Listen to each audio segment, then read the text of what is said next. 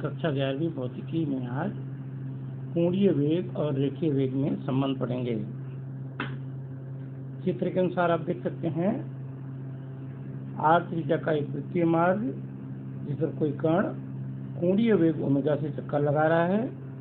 कण की प्रारंभिक स्थिति ए है और डेल टी समयांतराल में वह वृत्तीय पथ पर डेल एस दूरी तय करके बिंदु बी पर पहुंच जाता है, तब उसका कोणीय विस्थापन डेल थीटा होता है। इस स्थिति में कण का कोणीय वेग ओमेगा इक्वल टू कोणीय विस्थापन बटे समय अंतराल, संकेत के रूप में omega is equal to del theta upon del t. ठीक है, हम जानते हैं कण का रेखीय वेग v is equal to del S upon del T और कोण की परिभाषा से कोण बराबर चाप बटे त्रिज्या, तो del theta is equal to del S upon r. अब इस डेल थीटा के मान को समीकरण 1 में रख देंगे तो omega is equal to del S upon R, del theta का मान, और अपान डेल टी। हल करेंगे तो omega is equal to 1 upon R del S upon del T, और del S upon del T को रेखीय वेग v बोलते हैं, इसलिए omega is equal to v upon R. क्रिया गुणा कर देंगे v is equal to R omega. यही कण के रेखीय वेग और कोणीय वेग में संबंध है। एक समान वृत्तीय गति करने वाले कण का रेखीय वेग उसके कोणीय वेग और वृत्तीय मार्ग की त्रिज्या के गुणनफल के बराबर होती है। शब्दों में लिख सकते हैं रेखीय वेग बराबर त्रिज्या गुणित कोणीय वेग। अब इस रेखीय वेग की दिशा ज्ञात करते हैं। यदि डेल टी का मान बहुत कम हो, डेल टी टेंड टू 0, तो टीवी का मान जो होगा वह ए बी के बराबर होगा।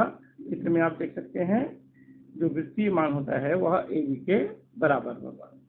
इसलिए त्रिभुज ओ ए बी में ओ ए या ओ बी जो वृत्त की त्रिज्या है, इसलिए बराबर भुजा के सामने के कोण बराबर होते हैं, तो कोण O A B is equal to कोण ओ बी ए। और हम जानते हैं कि त्रिभुज के तीनों कोणों का योग 180 अंश होता है। कोण ए ओ बी प्लस कोण ओ ए बी प्लस कोण O B A is equal to pi, अर्थात 180 अंश। क्योंकि ओ ए बी और ओ बी ए दोनों बराबर हैं, तो del theta plus 2 O A B is equal to pi, 2 कोण O A B is equal to pi minus del theta, 2 को पक्षांतर करेंगे तो कोण O A B is equal to half pi minus del theta. क्योंकि del T का मान बहुत कम है, लगभग शून्य है, अर्थात डेल थीटा का मान भी शून्य होगा, इसलिए कोण ओ ए बी बराबर हाफ पाई अर्थात 90 अंश। इस प्रकार कोण ए बी का मान इसलिए कह सकते हैं कि ओ ए बी पर लंब होती है, अर्थात बिंदु ए पर जो वेग होगी त्रिज्या के लंबवत होगी, अर्थात वृत्तीय गति करने वाले कण का रेखीय वेग सदैव वृत्त के स्पर्श रेखा की दिशा में होती है। यह एक महत्वपूर्ण प्रश्न है, रेखीय वेग और कोणीय वेग में संबंध। अब हम एक समान वृत्तीय गति में कण का त्वरण के लिए व्यंजक ज्ञात करेंगे। अभिकेंद्र त्वरण या इसी को त्रिज्यीय त्वरण कहते हैं, जिसकी दिशा केंद्र की ओर होती है। मान लेते हैं आर त्रिज्या का एक वृत्तीय पथ है जिसमें कोई वस्तु एक समान चाल v से गति कर रही है। इसके कारण इसका एक त्वरण ये उत्पन्न हो जाएगा। अगर t बराबर 0 समय पर कण की स्थिति p है और कुछ समय अंतराल अर्थात डेल टी में यह डेल एस दूरी तय करके बिंदु q तक पहुंच जाता है, तो इसके तात्क्षणिक वेग क्रमशः vp और vq होंगे। vp अर्थात बिंदु p पर वेग और vq अर्थात बिंदु q पर वेग, और इनके परिमाण को लेंगे तो दोनों v होंगे, परिमाण में दोनों बराबर होंगे और इनकी दिशा स्पर्श रेखा के अनुदिश होगी। इस प्रकार डेल टी समयांतराल में यदि वेग परिवर्तन निकालें तो del v is equal to v q minus v p, दोनों बिंदुओं के वेग का अंतर। अतः त्वरण की परिभाषा से a is equal to limit del t tend to 0, अर्थात जब समयांतराल बहुत कम हो तो वेग परिवर्तन की दर del v upon del T के रूप में लिखा जा सकता है। इस प्रकार त्वरण a की दिशा वही होती है जो डेल v की होती है, अर्थात वेग की होती है। अगर डेल टी अत्यंत सूक्ष्म है तो पी और क्यू भी बहुत पास पास होंगे और उनके बीच का कोण डेल थीटा का मान भी छोटा होगा। इस स्थिति में यदि अभिकेंद्र त्वरण को त्रिज्यीय कहते हैं, अंदर की होगा, और del theta is equal to del S upon R परिमाण के रूप में लेंगे। Del theta is equal to del V upon del P, अर्थात del V upon V.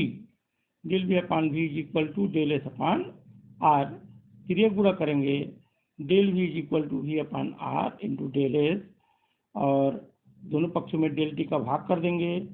Del V upon del T is equal to V upon R del S upon del T, और del S upon del T को V कहते हैं, limit के रूप में ले सकते हैं इसको।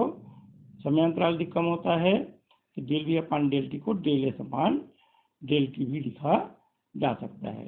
इस प्रकार del V upon del T वेग परिवर्तन की दर को त्वरण बोलेंगे तो A R is equal to V upon R del S upon del T के जगह में वी, अर्थात वी स्क्वायर अपान आर। इस प्रकार त्वरण ए आर का मान वी स्क्वायर अपान आर, यह वृत्तीय गति में कण के त्वरण का व्यंजक है।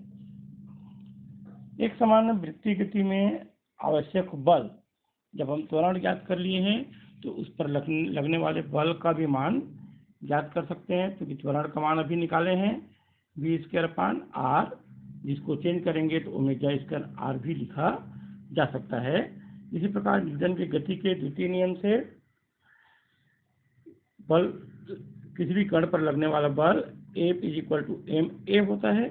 यहाँ पर ए के जगह हमें ए आर प्राप्त किए हैं, और इस ए आर के मान को रखेंगे तो F is equal to m v square upon r, दूसरे रूप में एम ओमेगा स्क्वायर आर। ये इस प्रकार से किसी भी वृत्तीय गति करते हुए कण के पर लगने वाला अभिकेंद्र बल का व्यंजक हो जाता है।